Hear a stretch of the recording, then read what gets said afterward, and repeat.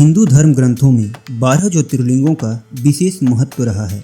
पुराणों के अनुसार इन सभी जगहों पर भगवान शिव स्वयं प्रकट हुए थे और उन्हीं में से एक है बैजनाथ धाम, जिसका संबंध सीधा रावण से होना बताया जाता है। और कहा जाता है कि इस मंदिर में स्थापित शिवलिंग की स्थापना स्वयं भगवान विष्णु ने अपने हाथों से की थी।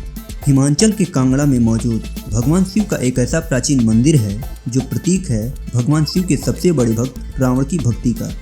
जब दशहरे के मौके पर पूरे देश में रावण का दहन किया जाता है तो वहीं इस प्राचीन शिव मंदिर में रावण की पूजा की जाती है।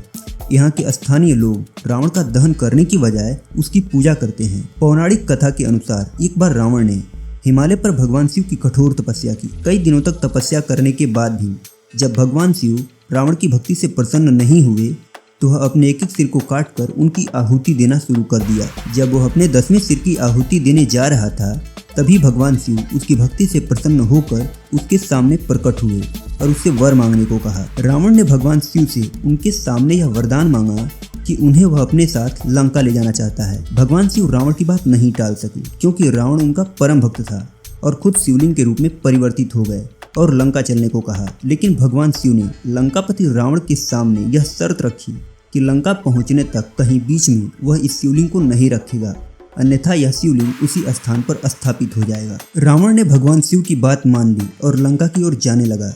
इधर भगवान शिव के कैलाश पर्वत छोड़ने के बाद सभी देवता चिंतित हो गए और उन्होंने भगवान विष्णु से इस समस्या का समाधान मांगा। जब रावण उस शिवलिंग को लेकर लंका की ओर जा रहा था तभी उसे बीच रास्ते में लघु शंका लगी। रावण ने कहीं आसपास देखा ताकि उसे कोई मिल जाए जिसके हाथ में वह शिवलिंग को थमाकर वह लघु शंका के लिए जा सके। तभी रावण को एक छोटा सा लड़का दिखाई दिया जिसका नाम बैजू था, जो अपनी गाय चरा रहा था। रावण ने उस लड़के को बुलाकर शिवलिंग थमाकर सारी बात समझाई और वह वहां से चला गया। रावण को ये बात समझ में नहीं आई कि उस लड़के के रूप में भगवान विष्णु ही वहां आए हुए थे। जब रावण उस जगह पर वापस लौटा तो देखा कि वह शिवलिंग तो जमीन पर पड़ा है। यह देख रावण को बहुत गुस्सा आया और वह अपने लाख कोशिशों के बाद भी वह शिवलिंग को उठाने में असफल रहा।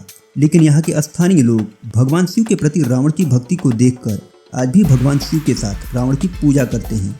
जहाँ पूरे देश में दशहरे के मौके पर रावण का दहन किया जाता है, वहीं इस प्राचीन शिव मंदिर में रावण की पूजा की जाती है।